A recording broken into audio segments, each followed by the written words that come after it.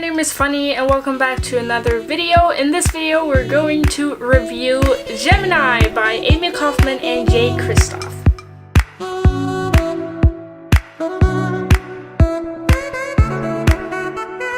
Before I start this video, I just want to say that I'm really sorry if there are any weird background noises. I don't know how much sound this camera or microphone that I have will take up. I hear the tractor outside quite a bit, but I don't think it will be a problem. But if there is any weird background noise, that is probably it, and hopefully it won't be too bad. So as you've probably seen in the title, and as I said, I will review Gemini, but I will not only review Gemini, but I will also talk about why I didn't love it. I didn't like it that much. I mean, at points it was a very good book, but at points it also was such a bad book according to me. And I think this review will also be kind of interesting, since Gemini was one of those books in 2017 that everybody hyped about. It was the favorite book on like every favorite book of 2017 videos. Like all of those videos had Gemini in them basically, and I don't really understand. I kinda understand why you would love the book, like the concept of the book. I kinda understand if you would love Illuminate, which is the first book of the series. This book is the second book. They are not about the same people, but you know, they stick together. So I understand if you would like that book more than this one, but I had quite a few problems with this book, and I think we will take up them in this video. And this obviously will be a video where I spoil a lot of stuff because I talk about the stuff I don't like. But to be quick about it, this book is about a girl named Hannah. She is the captain's daughter on this cruise ship, and it is so much going on. One of the things that I really don't like about this book is that most books have a build-up. Like, they have a build-up and then you get to the action, you know? But this book just started right in the action, and I think, especially probably for me who don't have English as a native language, I have gotten very good at English in this past year. I talk a lot of English. I basically only read in English, but it's still, like, you notice with books like this, it's still hard to get a lot of stuff, especially when you jump straight into the story. Like, you get no explaining this or explaining that, you just jump right into it, and that is very hard to catch on to. Like, it's very hard to understand when you jump right into the thing. I love the build-ups, and this book had no build-up, so yeah. But I'm gonna talk more about why I don't love the book. But the book is about Hannah, and she is the captain's daughter, and then it's also about Nick, who is who is a criminal. Basically, he is from this crime family, and I will get more to the point, but I don't know how to explain this without spoiling, because I will react to a lot of stuff that I thought was bad. But if you haven't read this book, go out and read it, or if you don't care about being spoiled, stay, and we will discuss the points that I didn't like about the book. So as I said, at times this book was very good, especially when it had like maybe 1/5 part of the book left. That was pretty good. Like, not my favorite, but it was pretty good. But I have so many points that I want to talk to you about. So firstly, we have the main characters are Hannah, who is the captain's daughter, and then we have Nick, who is from this criminal family. First of all, Hannah is described as, which makes me I get so irritated by this. Oh my god. I flipped the page here so I can read what it says. Okay, so this here is a surveillance footage summary by some guy who's written down what they see on the surveillance camera, basically. And he starts off with saying, him telling Hannah what she's doing, and then that she's waiting for Nick, and blah blah blah. And then the next paragraph says she's a teenager of medium height, medium build, nice curves. First of all, why does every main girl character ever has to be, she's not too long, not too short, she's not too big, she's not too small, but she has nice curves? That is one thing that I am so annoyed at in books. why does every female character ever has to be described as this perfect female? Like, why does she have to have nice curves? She can just be medium. Like, I'm just so irritated. I get that this can be a personality thing as well, but I just really don't. Why do you always have to write about girls who's not too short, not too long, not too small, not too big, but they have nice curves, they have big boobs, they have a big butt? Like, that is the thing that gets me going, because females are so often portrayed like this, and it gets me going because it's always the main character. Like, she might have a fat best friend, or she might have a, I don't know, tall best friend, but she is always supposed to be this perfect girl. And that just, this was in the beginning of the story, by the way, and I had already like kind of started to dislike Hannah because I didn't like her comments back to Nick. This is another thing I'm taking up right now. Nick is writing to Hannah. First of all, he's writing sexually stuff that I do not approve on. He's writing sexual text to her while she's like, stop, I have a boyfriend. But then at the same time, it's not really that horrible because Hannah kind of flirts back, which is another thing that gets me going, because she has a fucking boyfriend and she's still flirting with this criminal guy that is dealing her drugs, and this guy is creepy. He's not respecting that she has a boyfriend and that she don't want sexual texts sent to her, and just that whole concept, I just hate it so much. And then, as I said, Hannah has to be this perfect girl, and I'm just getting mad at Nick being portrayed like this amazing, cool character at the end. That I get that people can change, but he just started off as such a douchebag in the beginning, like a drug dealer who was sending her sexual texts when she clearly told him that she has a boyfriend, and even though she flirted back, he shouldn't have done that, you know.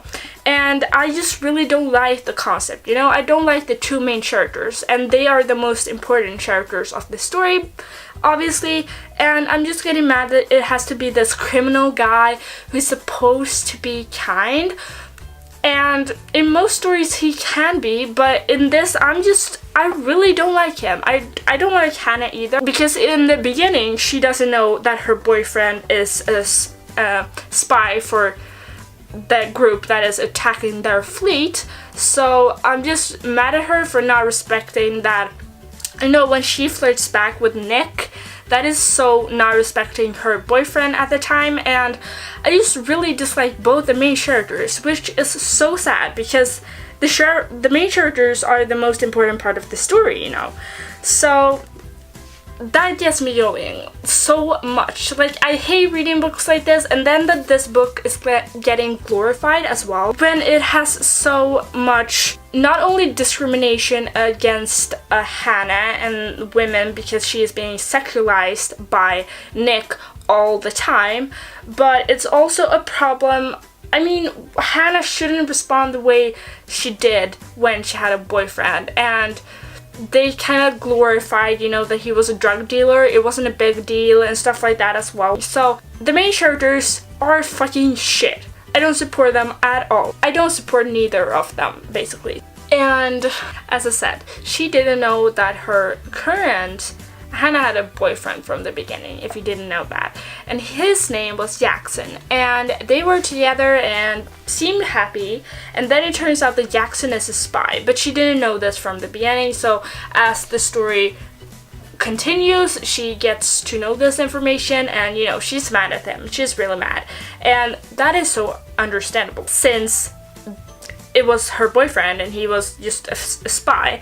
But I got annoyed because she was like mad at him, but she was not really sad or anything other than that. She was just mad at him for lying. But I feel like when one of the ones you really love would betray you like that, you will also feel so deep sorrow. And I feel like this is getting put down a lot, because then Hannah and Nick get romantically involved, you know. After a while, his sexual texts and other stuff to her, emails and talks to her, they get kind of like, in the beginning he does it even though he doesn't really know her, he's just based on her looks, and in the end they get to know each other as people, and Hannah flirts back with him because she's kind of liking him and stuff like that, and then it ends up with them kissing, obviously. And I just hated that moment so much. I just thought it was so stupid, and I know that they were supposed to have this bond at the end, but I didn't feel it. It was too pushed. I hated the fact that he had sent, as I've said, he had to send sexual texts to her when she hadn't approved and kept on going, and then at the end it was like, yeah, it doesn't matter because she likes him, but she didn't in the beginning. That was still not okay. Everything happens in like one day, and she is already over the sorrow of Jackson. She's like just moving on to Nick and suddenly loving him that much, and I just think that is unrealistic. I don't feel like you can just jump from one person to another. I feel like she would be more hurt by Jackson at first, and I thought at first that they wouldn't make, that they would, because Nick was like, in the end, he was like, yeah, let's go out and have a like coffee together or something after this, and then I thought it would end like that, because then I would kind of get it. Like, I understand if they would get together after, but now they kissed in the book, and I just felt like that was so unrealistic. Like, she moved on so fast, and I feel like she would have been more hurt by Jackson. So I just didn't really ship that OTP that much, because I feel like it was way too rushed. So now we have like maybe a 5 part left of the book, which was the part that I thought the book got good in, or better in at least. And one of those parts when it started, when Nick died, and I was, even though you hate main characters dying, as I said, I obviously built some kind of relationship with this character because I've read so much, but to be honest, the stories are often the best when the main character dies. It gets you emotionally involved, and it's just a great plot twist, I think. So when he died, it was like, yes, this gave something to the story. It was awesome. Then it turns out he didn't die. He was just in another, or he did die, but in another parallel universe, he was alive and she was dead. And wow, it didn't matter because they could come together at the end either way. Which, I mean, that was kind of a good plot twist, but in a way I would just rather have had him dead. But the best thing about the whole story was obviously when we got to see the people from the Illuminate book. I didn't love the Illuminate book either, sadly, but that was, I read that some years ago and I didn't really get what was going on because, as I said, they jumped straight to the action, and when I read it I wasn't as good at English, so that was kind of hard, but I definitely loved those characters 5,000 times more than I loved these. I just really didn't, as I said, support them. Yeah, I kind of liked the ending because it was like, he kind of was like, yeah, nothing was impossible or nothing is impossible for us, we just beat the impossible, and that was, in a way, it was kind of cringy, but in a way it was kind of good as well. But in conclusion, I think I gave this book 3 out of 5 stars, which is kind of good. I would say that I would give it 5 out of 10. As I said, at some points it was very good, but the most part and the plot just in general wasn't my type of book. And I understand if you could like this, but I just really don't support glorifying basically sexual harassment, even though she was kind of up to it at points, but that, and then that the criminalization was just ignored, and I don't know, stuff like that. I just didn't like it as much, and I'm very sad in a way because I had so high hopes for this book, since I said the first book was okay but I didn't love it, and then everybody said this was awesome, so I was like, this must be better, but then it flopped, I think. And I'm sad to hear that some of my favorite booktubers also love this book. But I guess we have different tastes. But I just really don't like it that much. So in conclusion, I wouldn't recommend you to read it if you don't love stuff like that. I don't know, it's hard to say because as I said, some people love it. but in my opinion there are many other books that are much better than this one, and they should be read instead of this one, if you ask me. Okay, but that was my review of Gemini. As usual, my reviews are kind of jumping back and forward, and they are not really that well planned, but I hope this will be interesting. The tractor is here again, I'm sorry, but I hope this was an interesting thing to listen to, or just that you like my review. If you have any opinions about this book, please let me know. I respect all of your opinions, and I hope you respect mine as well. I just didn't like this book. Many of you probably loved it, so please let me know what you think, and please let me know why you think like you do, and that will be really fun. So anyways, that was all I had for this video. Thank you so much for watching. I hope you liked it, I hope you enjoyed it, and I hope I'll see you in the next one. Bye!